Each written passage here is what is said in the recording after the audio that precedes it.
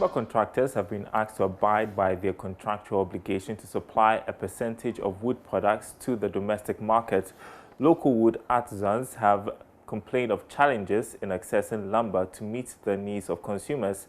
Now, Chief Executive of the Forestry Commission, John Alote, observes failure of timber firms to supply the local market gives rise to illegalities such as chainsaw lumbering. He was addressing a stakeholders meeting in Sefiruaso in the Western North region. The domestic timber market has become a hub for illegal timber trade. Chainsaw lumbering has been associated with the supply of illegal wood to the domestic market. Municipal Chief Executive for Sefiruaso, Louis Owusu Ejapon, observed local artisans in the Western North region have often struggled to get raw materials for their works. He appealed to the visiting Forestry Commission Chief Executive, John Alote, to help address the situation. Day in, day out, they complain about raw material to do their businesses and operations. Most of the sawmills and the firms around, the legally operating ones, normally do for either external exports or local exports.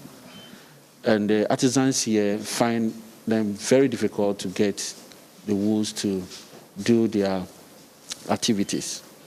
So if there could be a way out to make life a bit bearable for the local artisans and for local consumption too as well.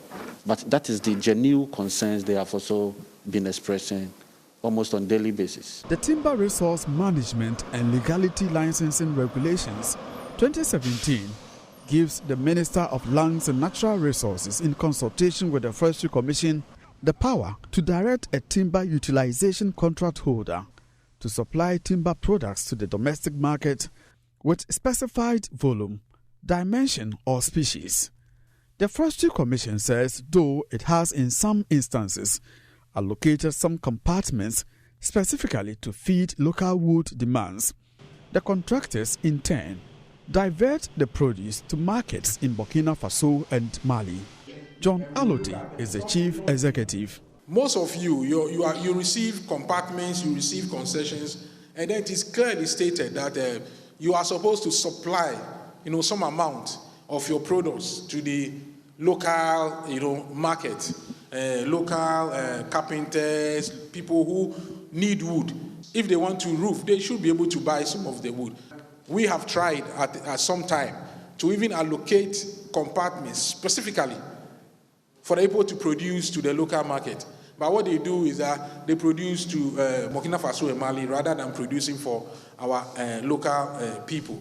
According to Mr. Alote, the practice of timber merchants failing to honor their contractual obligations promotes illicit wood trade.